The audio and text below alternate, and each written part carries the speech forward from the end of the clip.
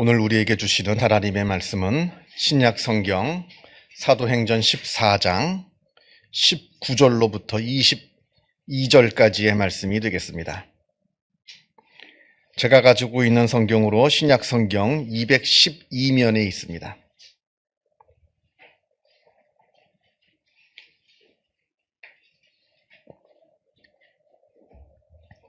사도행전 14장 19절에서부터 22절까지 말씀을 봉독합니다.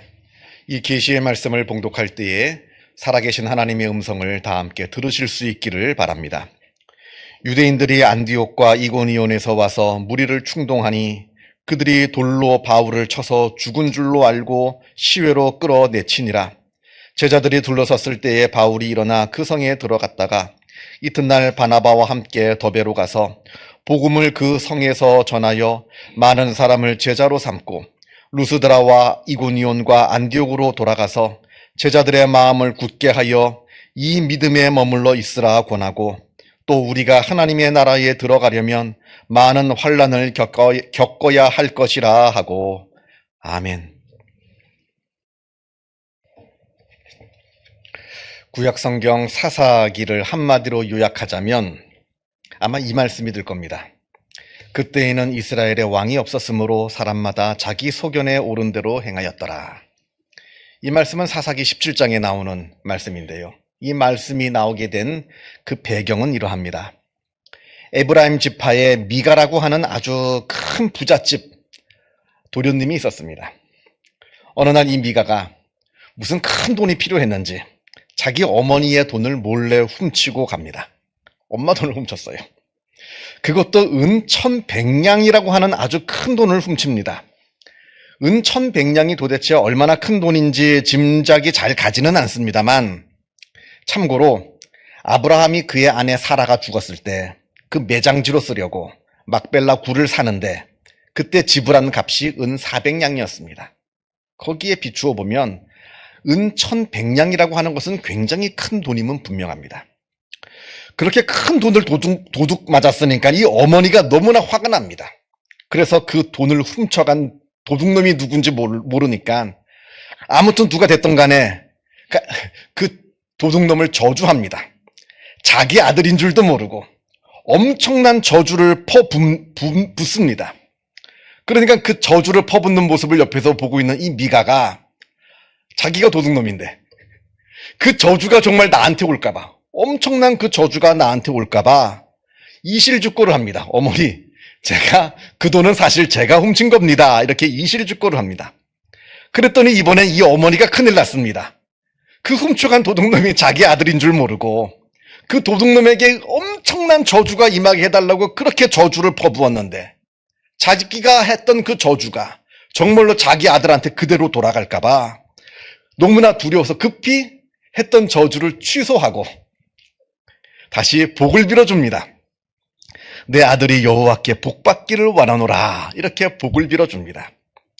그런데도 영 마음이 찜찜했는지 그 훔쳐간 그 1100냥을 다시 도로 가지고 왔으니까 액땜하는 그 마음으로, 액땜을 하려는 마음으로 그 1100냥 중에서 200냥을 따로 떼어서 그걸 녹여서 우상을 만듭니다. 신상, 우상을 만들어 놓고 집에 신당을 줘서 그 신상을 그 신당에 모셔놓고는 이렇게 신당을 절을 합니다.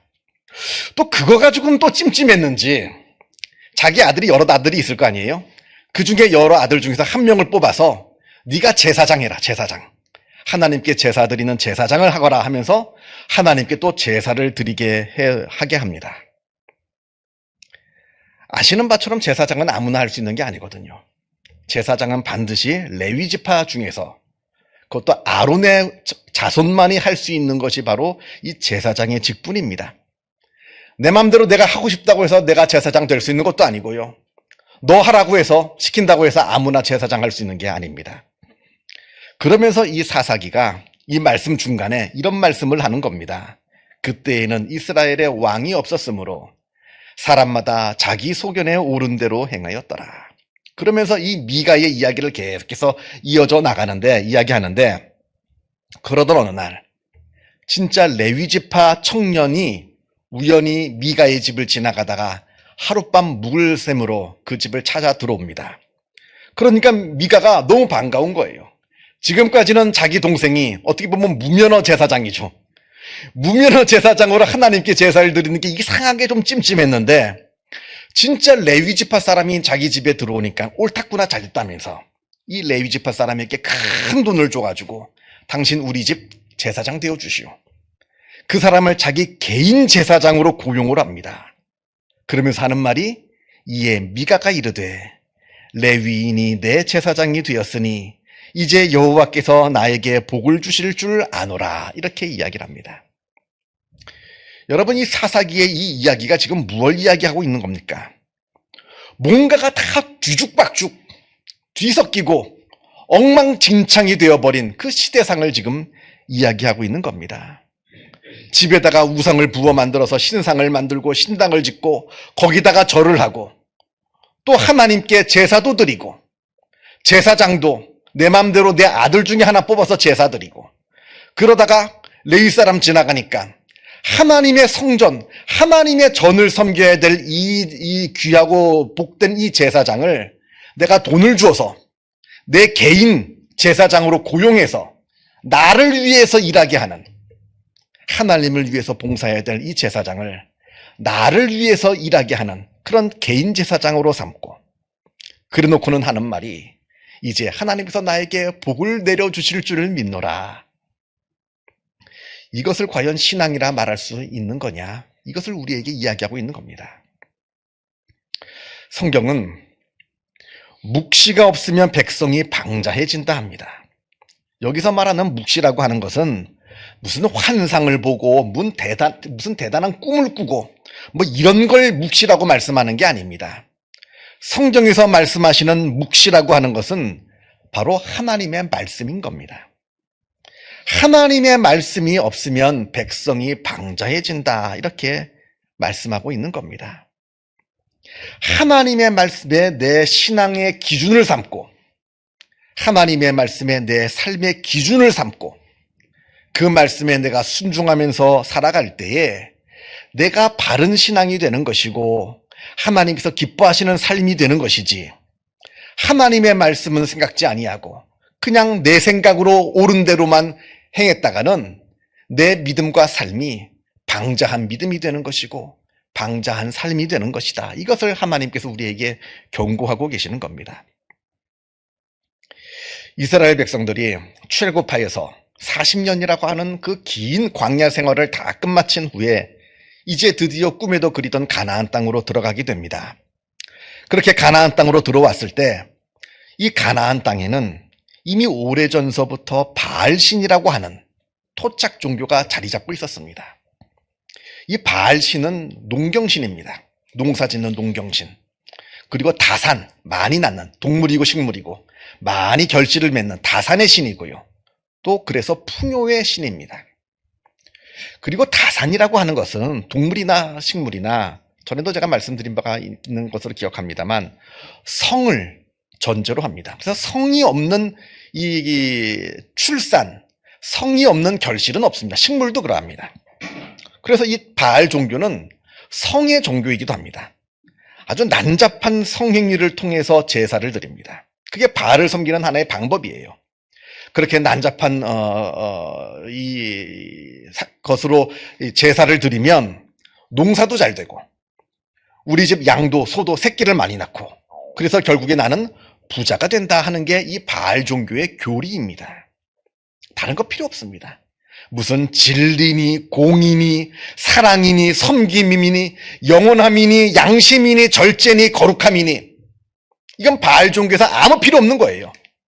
그저 즐겁게 쾌락을 즐기며 그렇게 쾌락을 즐기면 즐길수록 나는 부자가 된다. 이게 바로 바알 종교의 모습이었던 겁니다. 반면에 우리 여호와 하나님은 물론 우리가 이 땅에서 부자가 되고 잘 사는 것도 하나님께서 다 주시는 복입니다만 그러나 하나님에게는 진리가 더 중요하고 공의가 더 중요하고 사랑이 더 중요하고 서로 낮아져서 섬기는 것이 더 중요하고 거룩한 삶이 더 중요하고 양심이 더 중요하고 절제된 삶이 더 중요하다. 우리에게 말씀하십니다. 그런 말씀만 듣다가 이스라엘이 이제 가나안 땅으로 들어가게 되니까 이 바알 종교가 너무 좋은 겁니다.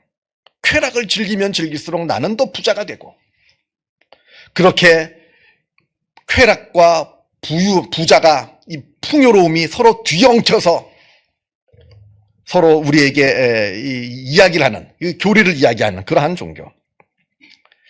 그래서 이제 우리가 성경을 보게 되면요, 이스라엘 백성들이 가나안 땅에 들어오자마자 하나님을 버리고 바알을 섬깁니다. 어떤 사람은 아주 노골적으로 하나님 버리고 바알신을 섬기고, 어떤 사람은 일말의 양심은 있어가지고 하나님이라고 하는 이름은 버리지 못하고 실제로는 바알을 섬기는, 바알을 섬기지만 내가 바알이라고 이름은 못 부르겠어, 양심이 있어서요. 그래서 여호와 하나님이라 부르면서 실제로는 바알을 섬기는 그런 혼합 종교의 모습이 이스라엘의 초기부터 나타납니다. 그래서 이제 실제로 이 당시 성경뿐만 아니라 이 구약을 연구하는 이 학자들, 또 역사를 연구하는 학자들의 이야기를 들어보면 이 당시 일반 구약의 백성들은 여호와 하나님하고 바알신을 혼돈했대요. 무엇이 하나님이고 무엇이 바알신인지를 헷갈렸답니다. 그래서 내가 기도를 하는데 이 기도를 내가 하나님께 드리는 기도인지 아니면 바알신에게 하는 기도인지조차 알지 못했다는 것이 이 당시 구약에 있는 이 성도들의 삶이었다고 합니다. 그러니까 엘리야 선지자가 외치는 겁니다. 엘리야 선지자가 너희가 어느 때까지 둘 사이에서 머뭇머뭇하려느냐.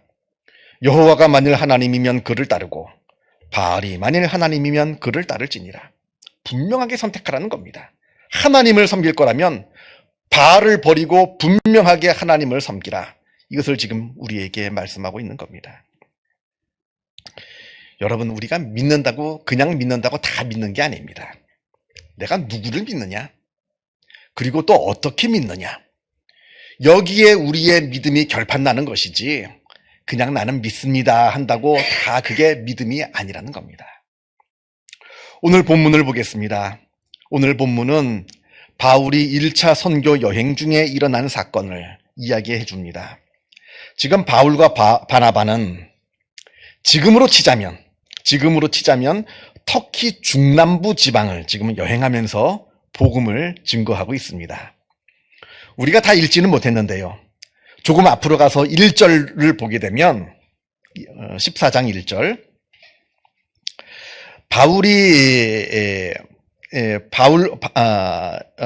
바울이 좀 이고니온이라 하는 도시에 들어가서 전도를 합니다.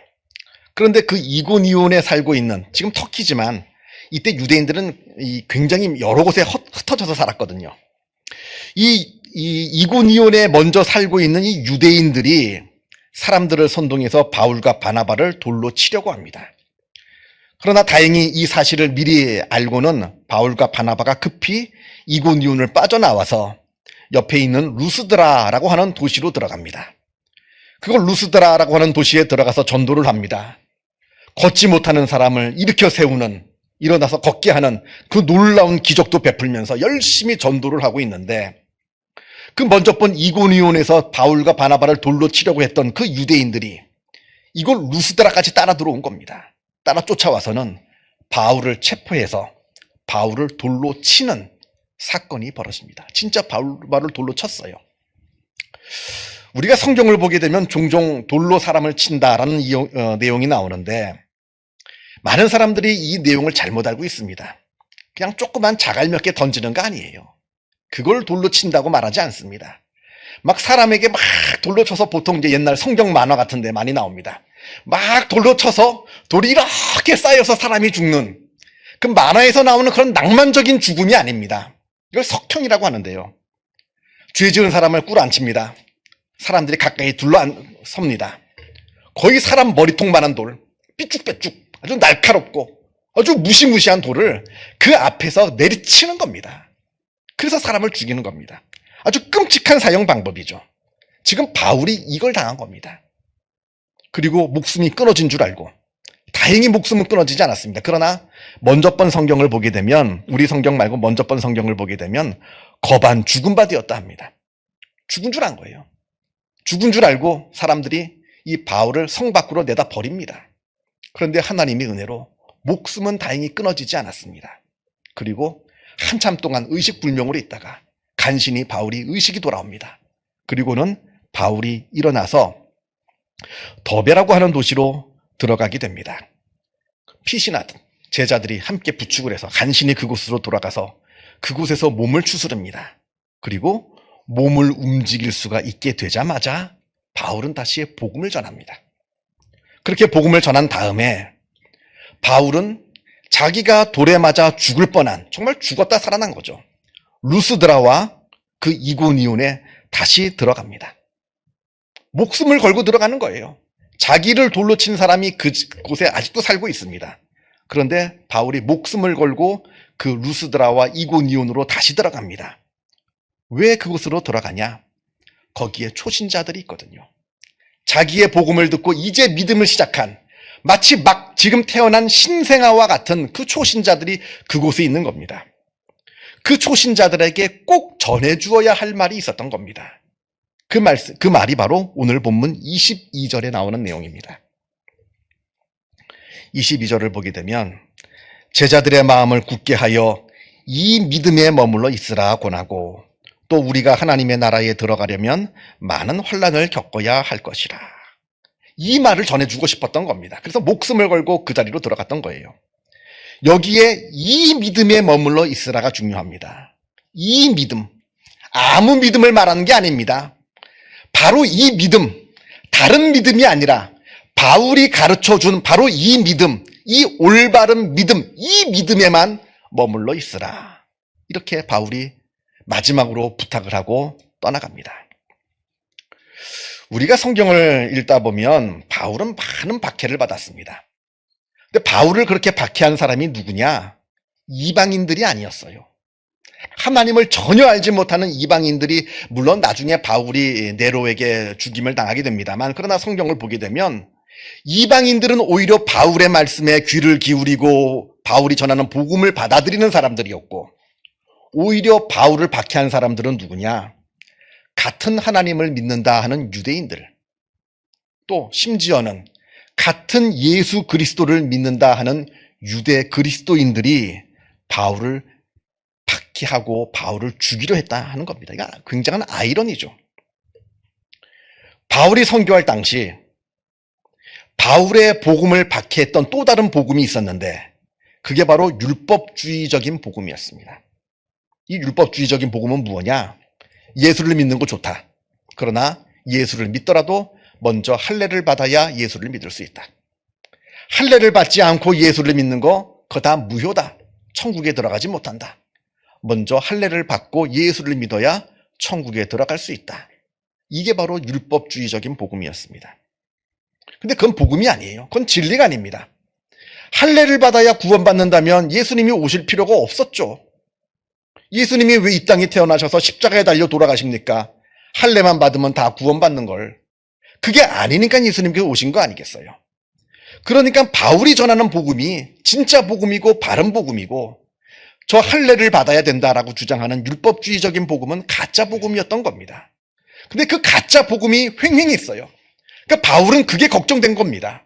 내가 목숨을 걸고 이 루스드라와 이고니온 사람들에게 복음을 전했는데, 이 사람들이 이 바른 복음에서 벗어나서 가짜 복음에 속을까봐 그 다른 복음 말고 이 복음에, 내가 전한 이 복음에만 머물러 있어라. 이걸 마지막으로 이야기해주고 싶었던 겁니다. 바울의 시대로부터, 아니 예수님 시대도 마찬가지죠. 예수님의 시대로부터 지금까지 2000년 기독교의 역사를 보게 되면 너무나 많은 믿음의 왜곡들, 믿음의 변질들이 있었습니다. 때로는 경제적인 이유 때문에, 때로는 정치적인 이유 때문에, 때로는 낡은 관습을 버리지 못해서 여러 가지 이유들로 우리가 복음을 변질시키고 왜곡시켜 왔습니다. 우리가 앞에서 본 구약의 바알 종교와의 혼합, 이것도 마찬가지죠. 경제적인 이유로 돈 잘 벌고 부자 되게 한다니까 하나님 버리고 바알을 섬기는 복음의 왜곡이죠. 종교개혁도 마찬가지입니다. 종교개혁의 직전에 있는 이 로마 가톨릭의 모습들, 똑같이 복음이 왜곡되었습니다. 또 20세기 중반에 독일 나치 시절에 있었던 독일 교회, 히틀러에게 충성하고 이 유대인들을 잡아 죽이는데 동조했던 그 나치 정권 하에 이 독일 교회들. 이건 지금 우리가 살고 있는 시대도 마찬가지입니다. 지금 이 순간에도 복음은 세상의 여러 일들 때문에 계속해서 왜곡되고 변질되어만 갑니다.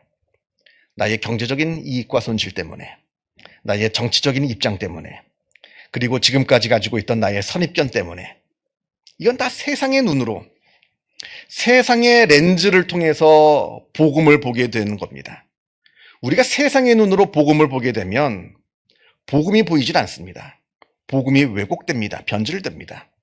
예수님은 사라지고 내 주장만 남습니다. 내 유익만 남습니다. 그게 복음인 줄 압니다. 반대로 복음의 눈으로, 예수님의 눈으로 복음을 바라봐야 참된 복음이 보이게 됩니다. 내가 주인이 아니라, 내 생각이 주인이 아니라 예수님이 주인 되는, 예수님의 말씀이 기준이 되는 그 복음을 내가 복음이라고 하는, 예수님이라고 하는 눈을 통해서 바라봐야만 만나게 된다는 겁니다. 세상이 요동칩니다. 세상이 요동칩니다만 제가 어느 정치적인 입장을 지금 말하는 게 아닙니다. 복음을 바라보시길 바랍니다. 그러면 세상이 보일 겁니다. 세상을 바라보면서 복음을 바라보지 마시기 바랍니다. 그러면 안 됩니다. 그러면 복음이 왜곡됩니다. 어렵고 혼란한 세상일수록 말씀을 읽으시면서 하나님께서 우리에게 무엇을 말씀하시는지를 깊이 묵상하시고 깨달으시는 복된 은혜가 있기를 바랍니다. 기도하겠습니다. 사랑과 은혜가 충만하신 하나님 아버지, 우리는 참으로 미련하고 어리석습니다. 무엇이 진리이고 무엇이 거짓인지, 무엇이 선이고 무엇이 악인지, 이 사람의 말을 들으면 이 사람의 말이 맞는 것 같고, 저 사람의 말을 들으면 저 사람이 말이 또한 맞는 것 같습니다. 이 복잡한, 이 어지러운 혼탁한 세상을 살아가는 우리를 불쌍히 여겨 주시고 우리에게 복음의 참빛을 비추어 주시옵소서. 우리가 세상의 이 어지러운 눈으로 하나님의 말씀을 읽지 않게 하여 주시고 하나님의 말씀을 읽으면서 이 어지러운 세상을 바라볼 수 있도록 역사하여 주시옵소서. 그래서 이 어려운 시대에 신앙인이 어떠한 기도를 해야 되고 어떠한 삶을 살아야 하는지 깨닫게 하여 주시고, 그래서 하나님께서 칭찬하시고 인정하시는 복된 신앙인의 삶을 우리가 살아갈 수 있도록 하나님께서 우리를 지켜주시고 우리에게 지혜와 진리의 빛을 비추어 주옵소서. 모든 것 하나님께 의탁드리오며 이 모든 말씀 우리 주 예수 그리스도 이름으로 기도하옵나이다. 아멘.